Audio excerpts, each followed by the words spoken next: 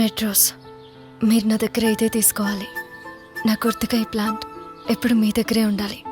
ఎందుకంటే red rose is for love. ఇలా చెప్పొచ్చా? ఏడ్చినట్టుంది నీ ప్రపోజల్. నిజంగానా? ఏమండి రాణి గారు బాగున్నారా? రేపే కదండి ఓపెనింగ్, బాగా బిజీగా ఉన్నట్టున్నారు. రండి తత్కాల్, ఎలా ఉన్నారు?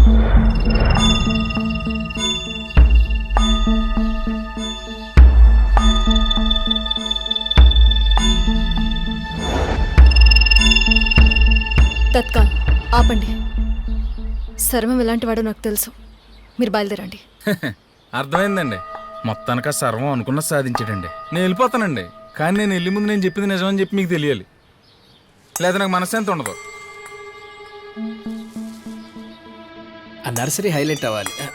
హలో తత్కాల్ చెప్పండి. అబ్బే ఏం లేదండి, చిన్న ఇన్ఫర్మేషన్ కావాలి. జల్దీ చెప్పండి, ఇంపార్టెంట్ పనిలో ఉన్నా. హలో, అప్పట్లో మీరు రాణి 10th క్లాస్ సర్టిఫికేట్ తీసుకున్నారు కదా నా దగ్గర. అవును. ఇప్పుడు ఆ సంగతి ఎందుకు?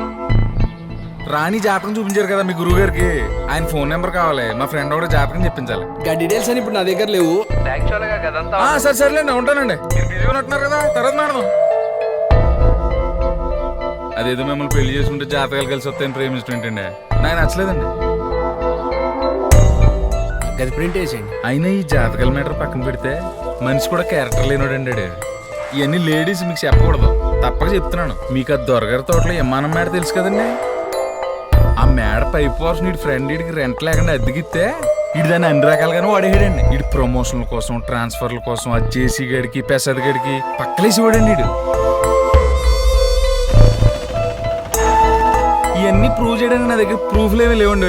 ఈ 2 లక్షణాలు తప్ప మనిషి చాలా మంచోడండి, ఎవరికి హాని చేయడు. ఉంటానండి.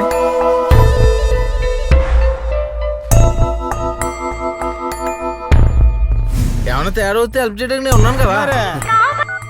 హలో, ఎంత పొగరవాడికి నన్నే బ్లాక్మెయిల్ చేస్తాడా? నా వీక్నెస్ మీద కొడతాడా?